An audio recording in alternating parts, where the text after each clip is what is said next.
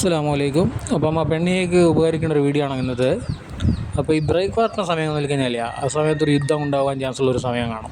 ഇപ്പോൾ ചില ദിവസം ചിലപ്പോൾ പെണ്ണി ഇറങ്ങിയിടാൻ വാർത്തു പോകും. മനുഷ്യന്മാർ ശരീരമില്ല പോണവരെപ്പോലെ ഉണ്ടാകണമെന്നില്ല. ചിലപ്പോൾ ചില ദിവസങ്ങളിൽ ഇറങ്ങണം വാർത്തു പോകും. അങ്ങനെയുള്ള ദിവസമൊക്കെ കഴിഞ്ഞാൽ പിന്നെ ഇനിയുള്ള അടയിടണം, പിന്നെ അടയിൽ ചുട്ടും അടയ്ക്കുക, പിന്നെ കറീനൊക്കെ ഇടങ്ങിലാവണം.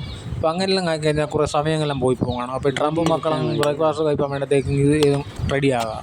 അപ്പോൾ പിന്നെ ഇത് നോക്കുക, അങ്ങനൊരു യുദ്ധം ഉറപ്പ്. കാരണം ട്രംപിനും പണിക്ക് പോകണം, മക്കൾക്ക് സ്കൂളിലേക്കും പോകണം. അപ്പോൾ എന്തെങ്കിലും ചെയ്ത് യുദ്ധം ഒഴിവാക്കുന്ന വട്ടം കാണും നമ്മൾ നോക്കേണ്ടിയേ.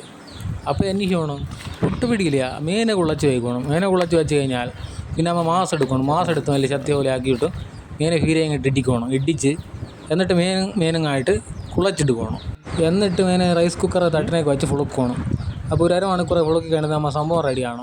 അപ്പോഴത്തേക്കും ട്രംപും മക്കളും വെയിറ്റ് കഴിയുമ്പോഴത്തേക്കും നിലമ്പലാക്കാൻ തുടങ്ങിപ്പോകും. പെയിനിൻ്റെ അടുത്ത് വിളയറ്റിനേക്ക് ഇട്ട് ചായം കുട്ടിക്കൊണ്ട് വെച്ച് കൊടുക്കണം. അപ്പോൾ ട്രംപ് ഇതിനേക്ക് നോക്കി വായം ചേട്ടാക്കി അതിൽ ആലി ഉണ്ടേയും ചായങ്ങ നാക്ക് വേണ്ട അതിനെ ഉണ്ടേയും ചായ എന്ന് വെച്ച് ട്രംപ് ഇളവാൻ പിന്നെ നിങ്ങളെ തന്ത്രപരമായിട്ടുള്ള നീക്കം മസ്റ്റാണ്.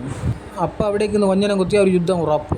അപ്പോൾ നിങ്ങൾ തന്ത്രപരമായിട്ട് ട്രംപിൻ്റെ ഭാഗമധ്യരേക്ക് അതിനെ കൊണ്ടുപോയി ബോംബിടണം.